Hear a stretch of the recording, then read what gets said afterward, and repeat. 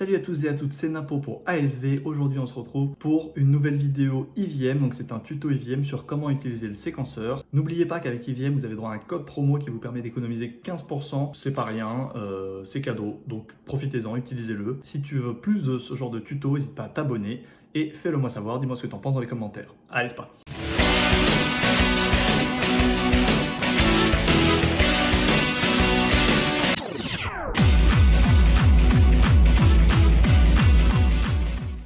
Donc, une fois que vous êtes sur le logiciel EVM, donc là je suis sur la version EVM Pro V2.11.1, pour ceux que ça intéresserait, même si globalement ça ne changera pas grand chose quelle que soit la version que vous utilisez, tant qu'il y a la version timeline évidemment, parce que c'est une des dernières mises à jour. Donc, pour faire apparaître la timeline, donc dans un premier temps vous avez juste à aller en bas, hop, vous voyez, ça se surligne en jaune, je clique, ça fait apparaître mes séquences. Donc dans un premier temps ça fait apparaître les séquences, c'est pas forcément ça qu'on cherche. Mais vous voyez, là je suis dans un projet où il y a déjà plein de séquences. Elles existent, elles sont différentes. C'est les projets que vous avez déjà vus dans une vidéo YouTube. Bref, toutes ces séquences, elles existent, elles sont là. Mais ce n'est pas ce qui nous intéresse aujourd'hui. Aujourd'hui, ce qui nous intéresse, c'est d'utiliser la timeline. Donc la timeline, il faut aller sur la droite de l'écran. Regardez juste ici, là, il y a le bouton pour faire apparaître la timeline. Donc je clique dessus, ça fait apparaître la timeline. Donc je vais grossir un peu tout ça pour qu'on s'y retrouve un peu mieux. Hop, on n'a pas forcément besoin de voir beaucoup de visuel, on va le laisser en fond comme ça. Donc comme ça, on le voit de loin. Et on peut quand même vérifier quel effet ça fait en direct. Donc c'est parfait, donc vous voyez là je switch mes séquences. Donc la timeline elle est juste ici. Et concrètement l'objectif c'est de pouvoir ajouter une musique et ensuite de caler ces séquences, ou en tout cas son vidéo mapping, sur ces musiques. Donc comment ça marche? C'est tout simplement, tu cliques ici, hop, ça c'est fait. Moi j'ai ajouté une musique de l'artiste Résonance, qui est un artiste techno que j'aime beaucoup. Et donc une fois que la chanson a été chargée, elle apparaît juste ici, vous voyez. Vous pouvez alors zoomer dans la musique ou dézoomer, comme vous voulez.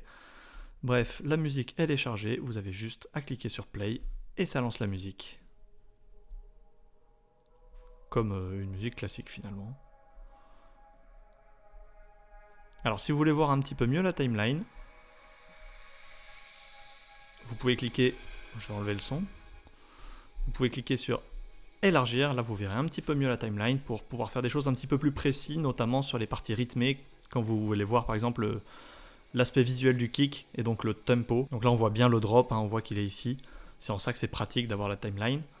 Donc voilà, donc jusque là, rien d'anormal. Si vous voulez arrêter, vous appuyez sur arrêter, si vous voulez play, vous mettez play, et ainsi de suite. Si vous voulez démarrer un endroit particulier, vous mettez play, hop, vous mettez play.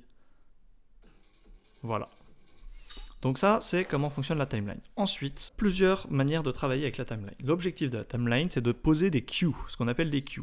Donc un cue, il y a deux manières de la poser. Soit vous cliquez sur le petit drapeau ici, vous allez sur play, et là par exemple, je vais mettre calme 1. Donc vous voyez, en gros, c'est la séquence calme 1 qui va s'enclencher quand, si je mets rien, vous voyez, je vais mettre play juste ici. Et la séquence calme 1 va s'enclencher automatiquement. Et voilà. Elle s'est enclenchée automatiquement parce que ma musique a défilé et en fait quand mon curseur passe au niveau de ce cue, et ben ça l'active tout simplement. Et donc si j'en mets un autre après, regardez, je vais utiliser une deuxième technique. Disons que juste après je voudrais mettre ce cue là, hop, je le déplace à la main, après je vais mettre celui-là et après je vais mettre celui-là. J'ai juste à aller glisser, déposer, ça marche hyper bien, c'est beaucoup plus intuitif que d'aller cliquer sur le petit drapeau.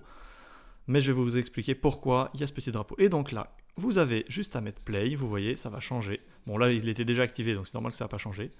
Ensuite, on switch au deuxième, on switch au troisième, et on switch au quatrième. Alors là, ce qu'il faut bien savoir, c'est que j'ai mis un peu au hasard, j'ai pas du tout regardé précisément où est-ce que j'avais mis mes morceaux, mais vous voyez que vous pouvez bien zoomer pour aller mettre précisément votre cue. Vous avez juste à le sélectionner et le déplacer pour le mettre là exactement où vous voulez le mettre. Et donc ça c'est très pratique. Donc je reviens sur le petit drapeau. À quoi sert le petit drapeau? Quand vous cliquez dessus, vous voyez, il y a marqué play, pause, stop et jump to. Et ensuite none. Donc les différentes choses, c'est que si vous appliquez sur pause, ça veut dire que quand vous allez passer dessus, ça arrête le morceau. Ça veut dire que par exemple, si vous voulez utiliser un morceau et que vous voulez utiliser une seule séquence, eh ben, vous pouvez être sûr que en mettant ce drapeau, en mettant ce cue pause, eh ben, vous êtes sûr que votre morceau va s'arrêter au bon moment. Et c'est ça qui est important. Donc, quand vous sélectionnez Play, vous pouvez sélectionner n'importe quelle des séquences que vous avez déjà créées. Vous avez juste à défiler dans vos séquences, retrouver son nom et vous avez juste à cliquer dessus et hop, ça la mettra. Mais donc, si vous voulez que le morceau s'arrête à un endroit spécifique, vous cliquez sur pause. Et si vous voulez qu'il ne fasse pas que s'arrêter, mais que ça, entre guillemets, ça arrête complètement, ça veut dire que c'est pas sur pause, mais c'est vraiment à l'arrêt, bah vous prenez vous mettez un cue stop. Et là, clairement, le morceau va non seulement... Hop, le morceau non seulement s'arrête, mais ça redémarre au début. Ensuite, vous avez la fonction jump to. Donc, par exemple, on peut essayer juste ici. Je vais mettre un jump to. Et en fait, le jump to, ça va tout simplement me permettre de sauter à un autre cue déjà mis. Donc, par exemple, là, je vais mettre le jump to play le premier. Donc mon premier calme 1 que je mets là au début. Donc si je joue là, c'est normal. Hop, vous voyez, l'effet s'allume. Jusque là, tout va bien. Ensuite, on va avoir le premier cue, le deuxième cue. Et quand on va arriver jusqu'ici, vous êtes prêts? Hop. Donc ça permet en fait de créer une boucle. Ça permet de créer une boucle et avec ça, c'est très pratique. Encore une fois, ça dépend de ce que vous voulez faire. N'oubliez pas que l'objectif, c'est de se créer un maximum de possibilités. C'est un outil de création. Donc après, à vous d'avoir des idées et d'être créatif en fonction de ce que vous souhaitez faire. C'est quand même des outils qui sont hyper pratiques, il n'y avait pas ça dans EVM avant, donc c'est quand même vachement bien. Et enfin, le dernier cue que je ne vous ai pas encore montré, c'est tout simplement la fonction none. Pourquoi elle s'appelle none? Parce qu'en fait, il n'y a rien dessus. Ça veut dire que si je le mets play, vous allez voir qu'il ne va rien se passer, absolument rien. Et en fait, c'est juste un petit drapeau qui nous sert à mettre un nom. Par exemple, là, je veux mettre drop. Drop 2 parce que c'est le drop 2 et que je veux m'en rappeler, je sais, je vais le mettre là et je sais qu'à cet endroit là il y a le drop 2 et en fait ça permet juste de s'en souvenir. C'est une sorte de petite note en fait qui permettent de travailler mieux sur le logiciel. Voilà, tout simplement. Donc voilà un peu comment fonctionnent les queues, comment fonctionne la timeline. Si vous avez des questions par rapport à ça, n'hésitez pas à me les poser dans les commentaires. Donc il faut bien savoir que le morceau que vous avez inséré dans votre séquenceur, ce sera exactement le même pour toutes les séquences. Donc ça concerne vraiment tout votre projet avec une seule musique. Donc si vous voulez mettre plusieurs musiques, le mieux c'est de les assembler entre elles et en faire un seul fichier audio.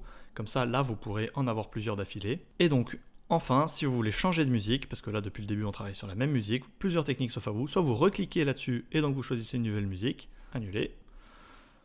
Soit vous cliquez sur la petite molette de réglage, vous cliquez sur la croix, ça supprime la musique. Ou bien vous pouviez cliquer sur les trois petits points et ça vous permettait d'aller chercher une nouvelle musique.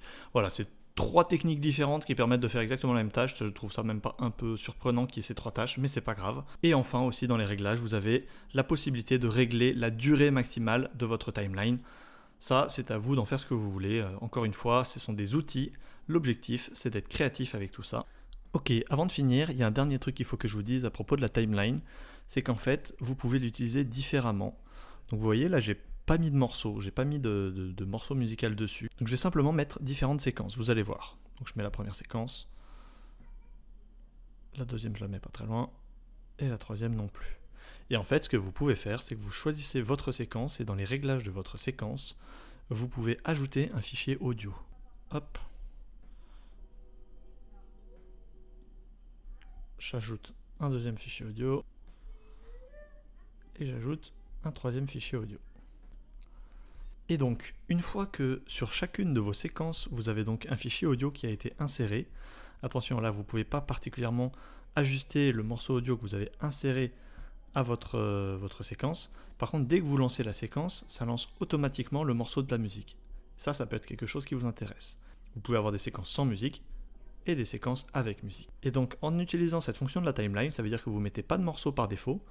Par contre, vous pouvez présélectionner des morceaux de musique ou des musiques complètes et en fait, après, avec la timeline, vous allez automatiquement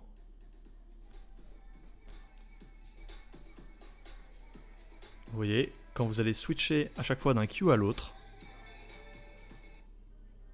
ça va changer de musique. Donc, c'est encore une fois, c'est un outil, donc à vous d'en faire ce que vous voulez. Mais c'est quelque chose qui peut être hyper bien pour des projets un peu plus complexes.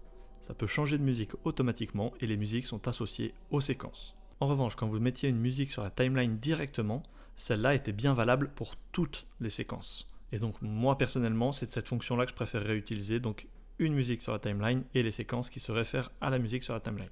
Si vous avez des questions par rapport à l'outil de la timeline, n'hésitez pas à me les poser dans les commentaires. Et bien voilà, c'est la fin de cette vidéo. Merci à tous d'avoir regardé ce tuto. Si vous a plu, n'hésitez pas à lâcher un like, vous vous abonnez, vous mettez un petit commentaire, ce que vous voulez. Mais bref, que du love. On est ici pour partager et apprendre ensemble. Donc si vous avez des questions, il faut les poser. Il n'y a pas de souci, je réponds à tout le monde. En attendant, je vous dis à bientôt pour une prochaine vidéo. C'était Napo pour ASV et c'est une fin de tournage. Ciao.